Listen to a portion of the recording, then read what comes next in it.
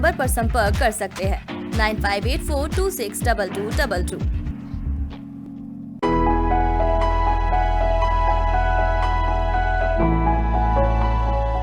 ममता जी कैसे हो? जी हाय सैयद। और बताओ कैसा चल रहा है सब कुछ? बहुत बढ़िया, हमेशा की तरह नया वैलेंटाइन डे आ रहा है पाश्चात्य सभ्यता वाला। आए जानबूझ के यहाँ पर है कि एक प्यार की अलग परिभाषा है इस परिवार में।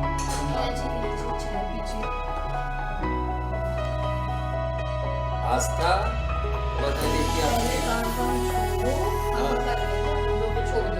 अभी आज ही दवाई तो ले लूंगा, लेकिन इसको आप कंप्लीट करके ट्रांसफर को कंप्लीट, ठीक है ना? बहुत सारा शुक्रिया कि आप लोगों ने समय निकाला। अब मुझे ऐसा लगता है हम बातचीत शुरू करते हैं। बहुत सारे सवाल हैं मेरे अंदर जो आप लोगों से जानना है मुझे। नमस्कार, खबर भारत के इस खास प्रोग्राम में आप सभी का स्वागत है। मैं हूं आपके साथ क्रांति प्रिया और आपको बता देती हूं इस प्रेम दिवस पर आज हम आए हुए हैं एक ऐसे परिवार के पास जिसने प्रेम की अलग परिभाषा कर दी। जी हाँ, साईं धाम आए हुए हैं हम। यहाँ पर रहता है इंदु रक्षा परिवार।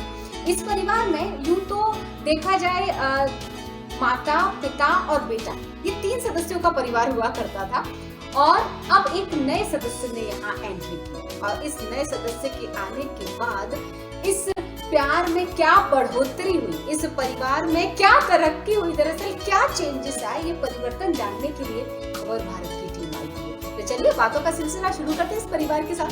तो आज तक शुरुआत आपसे करते हैं क्योंकि आज प्रेम दिवस है। तो सबसे पहले सवाल यही से उठाती हूँ मैं, आपकी नजर में प्यार क्या है? परिवार को जोड़ते हुए अगर मैं पूछूं, आपने दोनों परिवार देखा, मायका पक्ष और ससुराल पक्ष। कहने के लिए ससुराल पक्ष होता है, एक लड़की के मन में बहुत उधेड़-बुन चलती है जब वो मायके से इधर आती है। परिवार कैसा होगा, लोग कैसे होंगे, पति कैसा होगा, सामंजस्य हो पाएगा कि नहीं, तमाम तरह के सवाल। तो उस सवाल का जवाब आपको मिला है?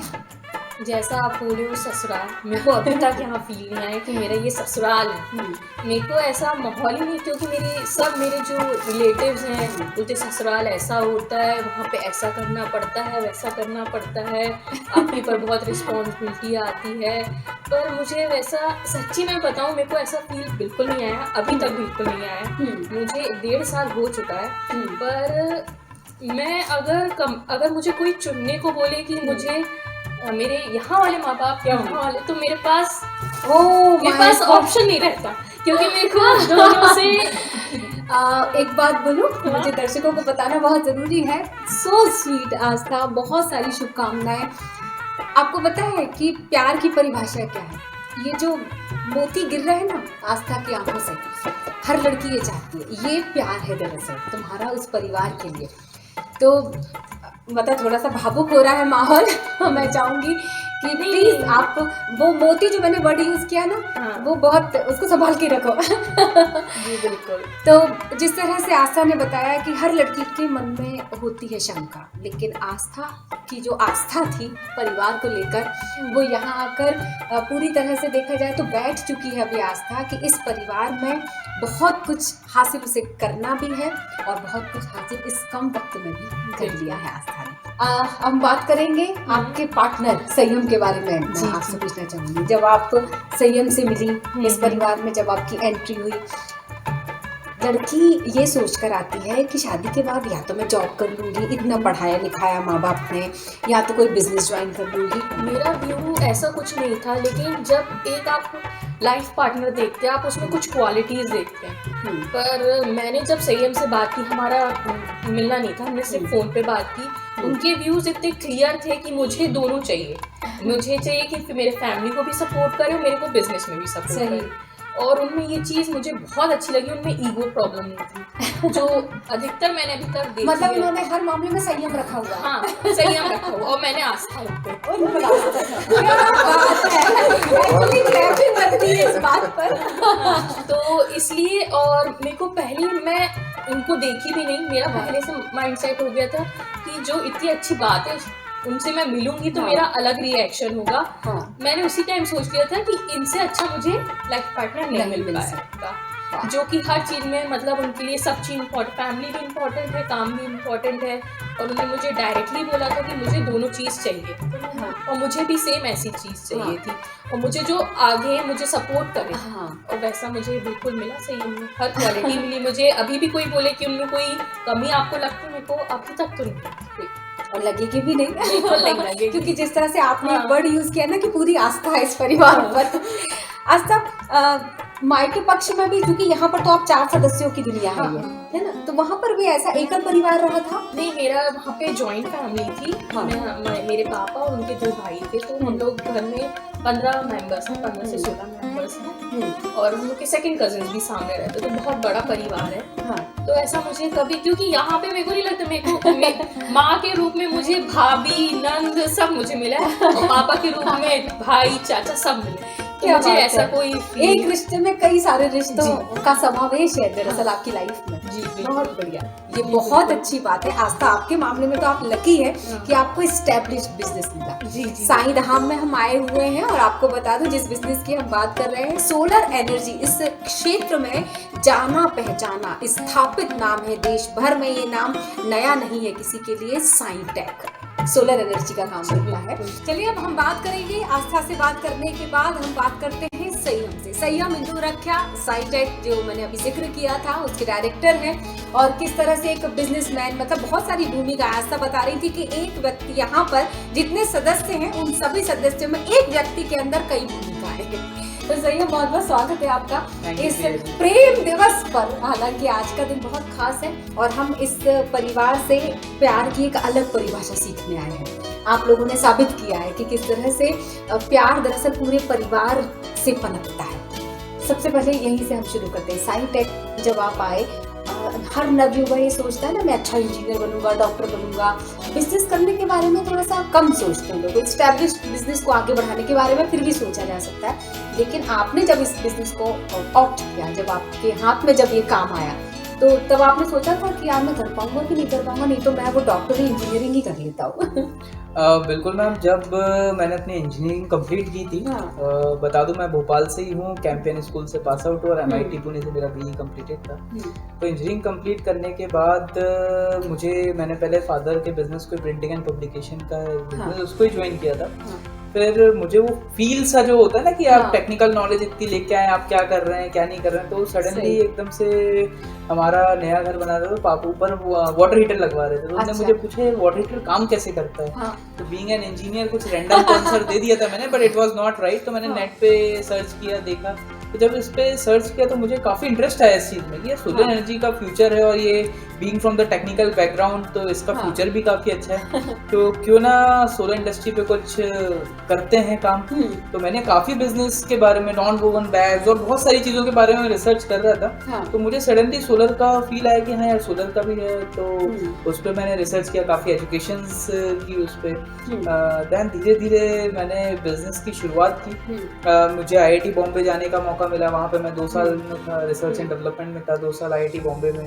देन धीरे धीरे मैंने अपनी एक कंपनी चालू करते हुए मैंने काम चालू किया, लेकिन शुरुआत के दौर में काफ़ी एक टेंशन था कि क्या प्रोजेक्ट्स मिलेंगे, बिजनेस कैसे करना है, कोई अनुभव नहीं है। But to be very frank, मुझे फादर का काफ़ी सपोर्ट मिला, being from the business family, हमारा 3rd जनरेशन बिजनेस है, तो बिजनेस फैमिली से काफ़ी उनके अनुभव, और एक होता है रेफरेंस, क्योंकि नया नया कोई भी काम चालू करता है तो सब बोलते हैं यार हम आपसे क्यों कर पाए।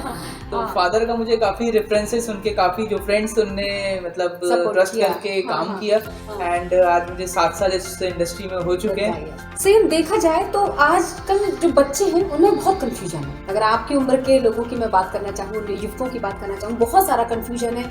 उन्हें नहीं पता उन्हें क्या करना, परिवार कुछ और बनाना चाहता है, वो कुछ और बनना चाहते हैं।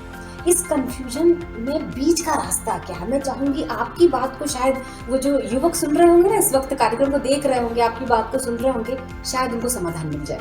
बिल्कुल मैम, मैं आपको एकदम फ्रैंकली बोलूँ, I got placed in IT companies and all. मेरे पास काफ़ी आईटी में जॉब थे, मेरे काफ़ी रिलेटिव्स आईटी कंपनी में थे, एमडॉक्स में थे कि आप आ जाओ यहाँ पे प्लेस करो। बट मेरा था कि कंप्यूटर और आईटी में मेरा इंटरेस्ट बिल्कुल भी नहीं था। अच्छा। तो बेसिकली मैं जितने भी हमारे दर्शक हैं और जो भी युवा हैं उनको बोलना चाहूँगा, जो आपका इंटरेस्ट हो और जिसमें आपकी क्वालिटीज़ हैं और जिसमें आप चाहते हो कुछ करना, तो आप डेफिनेटली उसमें एक बार ट्राई ज़रूर करना चाहिए। हमेशा एक इंसान के मन में एक थॉट आता है, क्या मुझे मिलेगा, क्या नहीं होगा।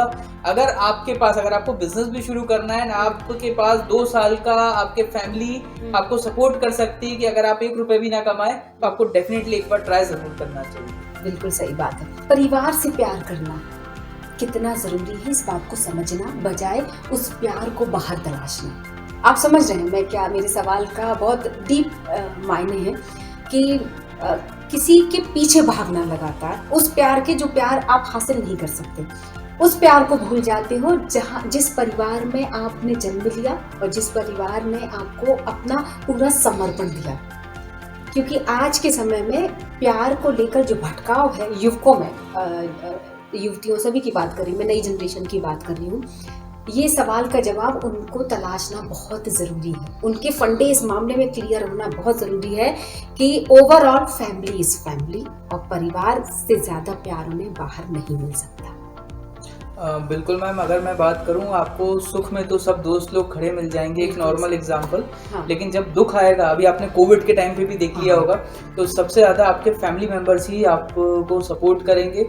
अगर किसी को भी कोविड है या कुछ भी एक्स्ट्रा चीज़ है, बाप बेटे पे, बेटे बाप पे, माँ बेटे पे, सब पे, मतलब एवरीवन। तो सबसे पहले मेरा है कि आपका परिवार ही सबसे प्रियोरिटी होना चाहिए दूसरी चीज़ के मुकाबले में। तो परिवार बहुत इम्पोर्टेंट रहता है लाइफ में, और परिवार में एक प्यार होना बहुत ज़रूरी है और बॉन्डिंग होना बहुत ज़रूरी है। संयम, एक इम्पोर्टेंट सवाल के बिना मैं आपको जाने नहीं दूंगी। बताइए ना प्लीज। आस्था से जब चर्चा हो रही थी तो आस्था ने एक बहुत खूबसूरत लाइन कही थी कि उन्हें संयम पे पूरी आस्था है। उन्होंने आपकी सारी सहयोग की बातें की, आपको किस तरह से सहयोग मिला आस्था के आने के बाद? Ma'am, to be very frank, Aastha एक काफ़ी रिस्पॉन्सिबल है। वो घर को भी पूरा मैनेज करके चलते हैं, घर के साथ ऑफिस को भी मैनेज करके चलते हैं। जो मेरा लूप होल्स थे, मेरा ऑफिस ऑर्गेनाइज नहीं था। मैं ऑफिस, क्योंकि मेरा बेसिकली फील्ड एक्टिविटी है, मैं साइट्स पे रहता हूँ, मेरे project solar power plant sites पे इंस्टॉलेशंस होते हैं, तो मैं फील्ड पे रहता हूँ, तो ऑफिस को ध्यान नहीं दे पाता हूँ। बट आस्था के आने से मेरा काम काफ़ी ऑर्गेनाइज्ड हो गया है, जो मुझे काफ़ी documentation work, follow ups and all, office से रिलेटेड जो भी वर्क होता था, जो मेरी मैन पावर है वो प्रॉपरली काम कर रही है कि नहीं कर रही। तो आज आस्था के आने से मेरा जो सोलर की फील्ड है वो तो ग्रो हुई है, बट आस्था ने मुझे अभी इलेक्ट्रिक व्हीकल के बारे में बताया कि हमें इस पे भी करना है।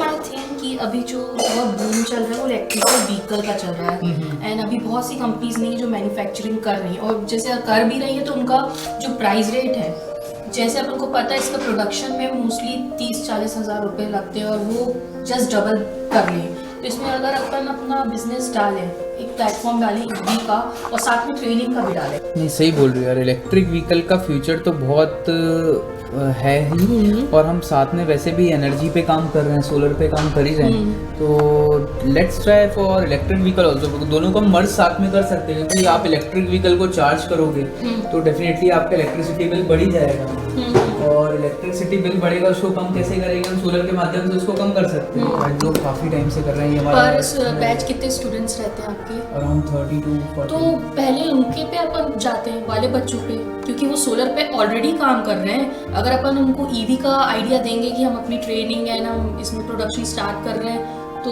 अपना अच्छा डेफिनेटली। लेकिन अपन सोलर में जो अपन ने ऑलरेडी हमने 500 से ज़्यादा स्टार्टअप्स बनाए हुए हैं इंडिया में। Great idea. तो हम लोग सोलर और इलेक्ट्रिक व्हीकल, तो वो रिसर्च एंड डेवलपमेंट में भी काम कर रही है इलेक्ट्रिक व्हीकल्स में। सोलर इलेक्ट्रिक व्हीकल हम लोग साथ में करते हैं। एक व्यक्तिगत सवाल करती हूँ आपसे, दर्शक भी इसका जवाब जरूर जानना चाहेंगे। आपकी जो उम्र है ना, आपने उस कम उम्र में बिजनेस को संभाला। आपने बताया कि 7 साल से और इतनी ज्यादा उम्र दिख नहीं रही है संयम की। तो मतलब जैसे जैसे जब युवाओं की उम्र होती है ना, वो बाहर निकल के जब मौज मस्ती करते हैं, तब आपने बिजनेस को संभाल लिया। क्या आपने आस्था के आने के बाद वैलेंटाइन डे मनाया या उसके पहले भी कभी वैलेंटाइन डे मना चुके हैं?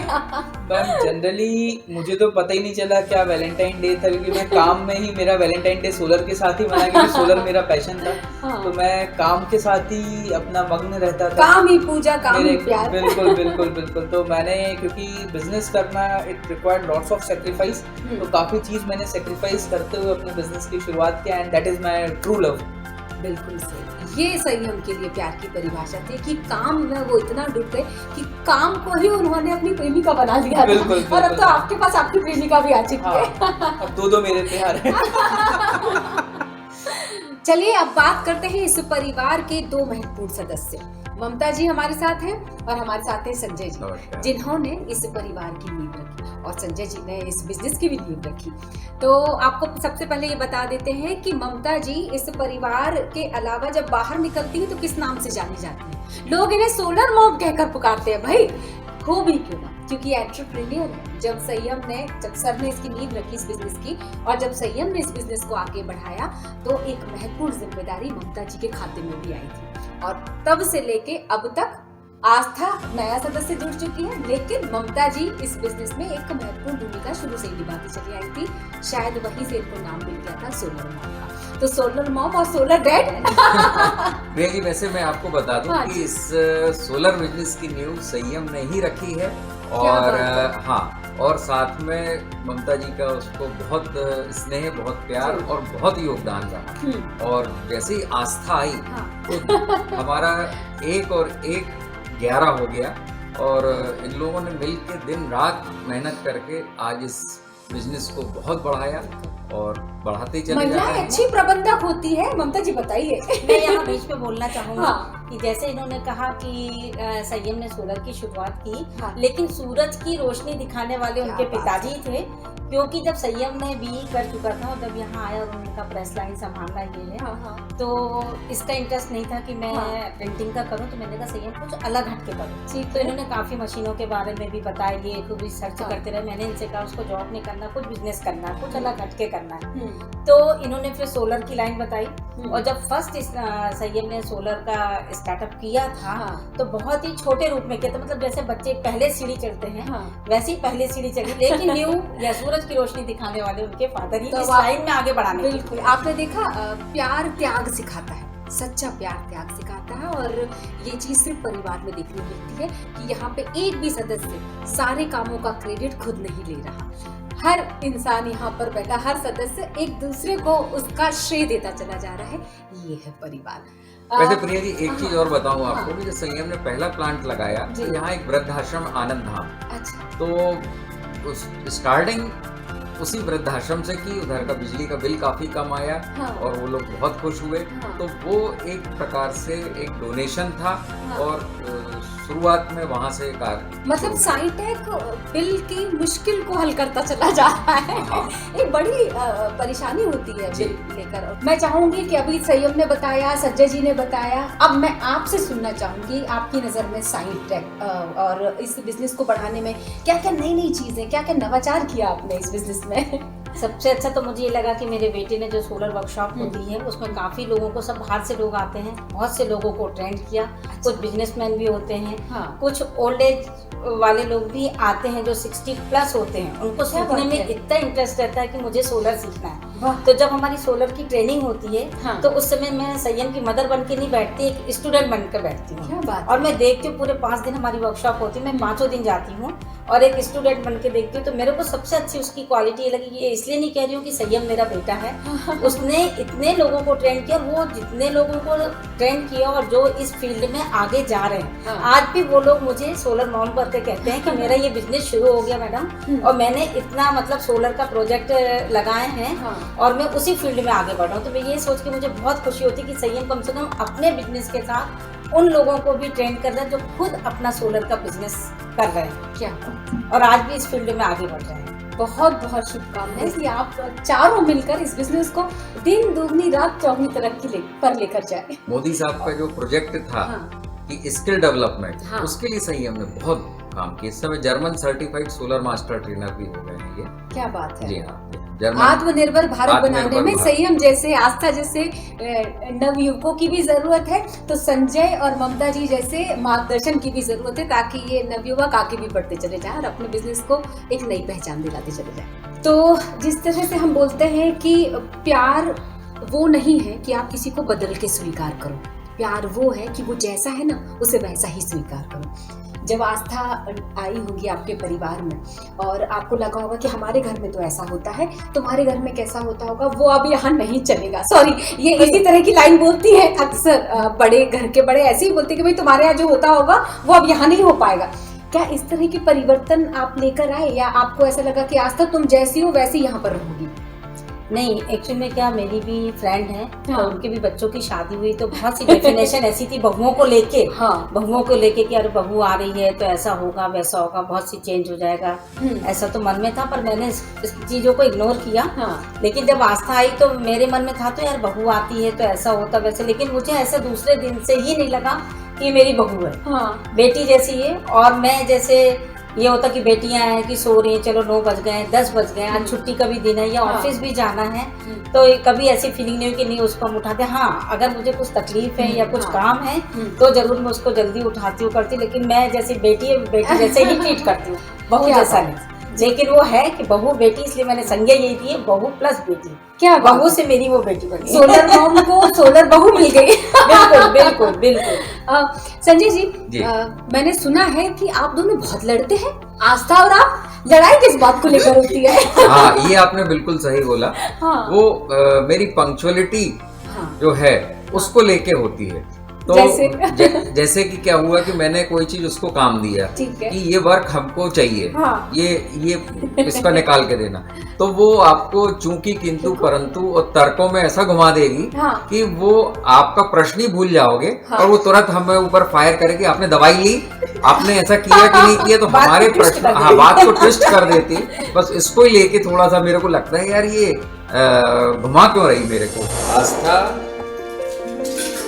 आस्था इधर आइए, थोड़ा सा देखिए पहले आपके। काम छोड़ो, हम कर लेंगे, हम लोग पे छोड़ दो ये सब, आप दवाई खाओ। लाइए, ये आप कंप्लीट करके आज। ज्यादा जरूरी क्या है? दवाई तो ले लूंगा, लेकिन इसको आप कंप्लीट करके शाम तक हमको कंप्लीट कीजिए, ठीक है? ठीक है पापा। और कुछ? बस दवाई खाओ।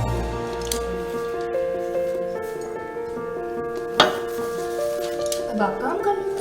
Thank you.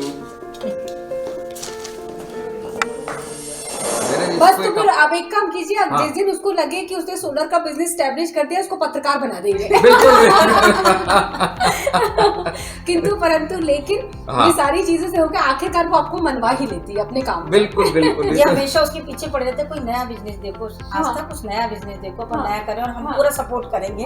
हाँ, ये तो मैं उसको आखिरी तक सपोर्ट करूंगा। एक अपनी आइडेंटिटी बनाने के लिए आपको लगता है कि अब आस्था को अपना एक बिजनेस शुरू करना है। बिल्कुल बिल्कुल। ये बहुत बड़ी यदि वो चाहे, यदि उसको ऐसा लगता है कि मेरे को और भी कोई नया प्लेटफॉर्म चाहिए, तो मैं पूरा दूंगा उसको, हर तरफ से सपोर्ट करूंगा। आस्था को तो मैंने अपना बेटी जैसा प्यार दिया, बहू जरूर है लेकिन मेरी वो बेटी है, पहले बेटी है मेरी। शुरू से ही ये बड़ी अंदर से वो थी कि कब मेरी बेटी आएगी और कब मैं, मेरे को दादा कहने वाला मैं आपको सौभाग्य प्राप्त करूंगा। बस उसी शुभकामनाओं के साथ मैं मतलब अब संजय और ममता का जो हम दो हमारे दो वाला परिवार है वो कंप्लीट हो चुका है आस्था के आने से। जी ममता जी क्या कहेंगी?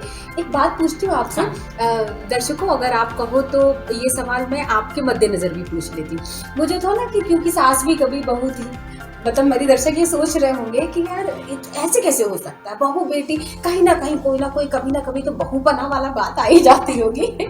सॉरी टू से, लेकिन कभी ऐसा लगा कि आपके समय का जो दौर था सास बहू वाला और इस समय सास बहू के रिश्तों में जो थोड़ा सा अभी कमी आती चली जा रही है, उसके पीछे का कारण क्या था? थोड़ा तो नहीं, बहुत। हम लोग का जो समय था सास बहू का वो एक अलग था। एक ज्वाइंट फैमिली में हम लोग भी रहते थे। मतलब मैं जब गई, मेरी जबलपुर ससुराल है जी, और ये लोग 5 ब्रदर हैं, तो हम लोग सब मिलके रहते थे। मैं सबसे बड़ी हूँ। तो जब करना रहता था तो यही रहता था कि घर में बस ये, मतलब जैसे बहू के घर में किचन में, मतलब एक हाउस वाइफ बन के रहते थे, करते थे, काम भी करते थे, सब कुछ होता था। लेकिन जब मैं यहाँ पे आई, इन्होंने जब नया बिजनेस को शुरू किया और आज की जो जनरेशन में देखती हूँ तो मुझे ये लगता है कि लड़कियां जब इतनी पढ़ी लिखी होती हैं सब कुछ, तो उनको घर के साथ साथ बाहर का भी काम करना चाहिए। और अच्छा है, कुछ नया सीखती हैं, कुछ नया करती हैं, तो मुझे ये देखकर अच्छा लगता है। इसलिए मैं अपनी ये बेटी आस्था को, एक मेरा सपना है कि जैसे मैंने संयम को आगे बढ़ाया है वैसे आस्था भी आगे बढ़ेगी। और वो तो खैर थोड़ा बहुत बढ़ भी चुकी, काफी सीढ़ियाँ चढ़ चुकी है वो, तो अपने लक्ष्य पर जरूर पहुंचेगी वो। क्या और मैं पूरा उसका सपोर्ट करूंगी, जैसा मैंने संयम का किया वैसे ही मैं आस्था का करूंगी। बहुत बढ़िया। मौजों की रवानी है जिंदगी और कुछ भी नहीं, तेरी मेरी कहानी है, एक प्यार का नगमा है।